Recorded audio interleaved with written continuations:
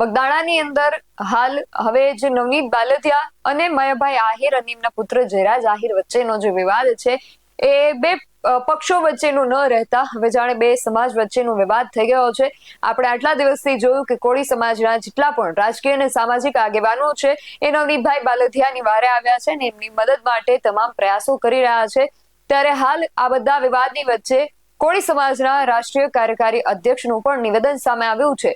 તે શું કહી રહ્યા છે અને શું માંગણીઓ તેમના દ્વારા કરવામાં આવી છે, બધી જ વિગતો મેળવ્યા અહેવાલમાં. જય હિન્દ, BSI TV ન્યૂઝ પર આપની સાથે હું છું નિધિ ગઢવી. હાલ બગદાણાની જે બબાલ છે ગુજરાતભરની અંદર ચર્ચાનું કેન્દ્ર બની છે, કારણ કે એમાં નવા વળાંકો સામે આવી રહ્યા છે અને કોળી સમાજના જેટલા પણ રાજકીય અને સામાજિક આગેવાનો છે બધા જ આની અંદર નવનીતભાઈ બાલદિયા તરફથી એડી ચોટીનું જોર લગાવી રહ્યા છે.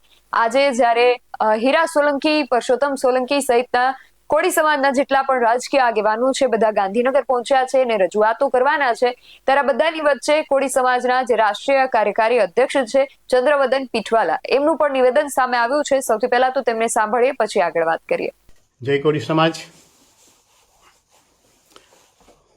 આજે હું અત્યંત દુઃખ અને વેદનાભર્યા હૃદય સાથે અહીં વાત કરું છું કે બગદાણા ખાતે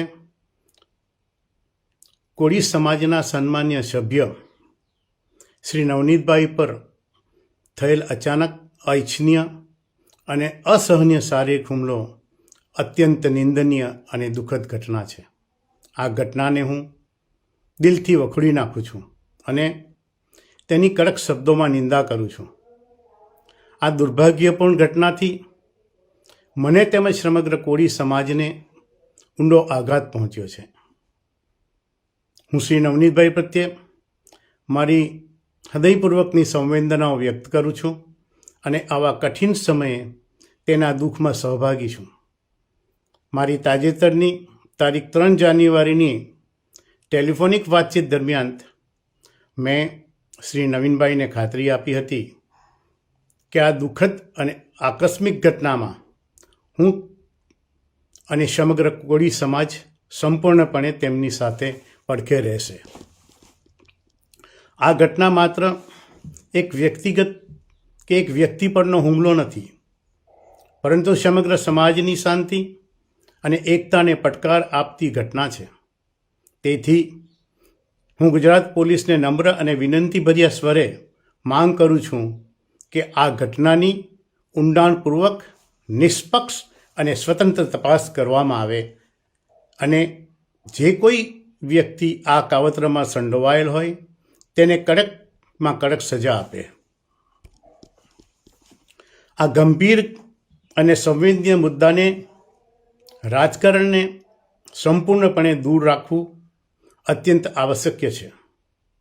આ સાથે સમાજની આંતરિક એકતા, સૌહાર્દ અને ભાઈચારો અખંડિત રહે તે પણ અત્યંત મહત્ત્વનું છે. હવે સમય આવી ગયો છે કે સમગ્ર કોળી સમાજ કોઈ પણ અંગત રાજકીય હિતો અથવા ભેદભાવથી પર ઉઠીને આંતરિક સુમેળ જાળવી રાખે, માત્ર ને માત્ર ન્યાયની મ્યાંગ સાથે એકજૂટ થઈ મજબૂતીથી આગળ આવે. અંતમાં ફરી એક વખત હું શ્રી નવનીતભાઈને ખાતરી આપું છું કે તેઓ એકલા નથી. સમગ્ર કોળી સમાજે તેમની સાથે અડગ રીતે અને તેમને ન્યાય અપાવવા માટે એક સાથે લડશે.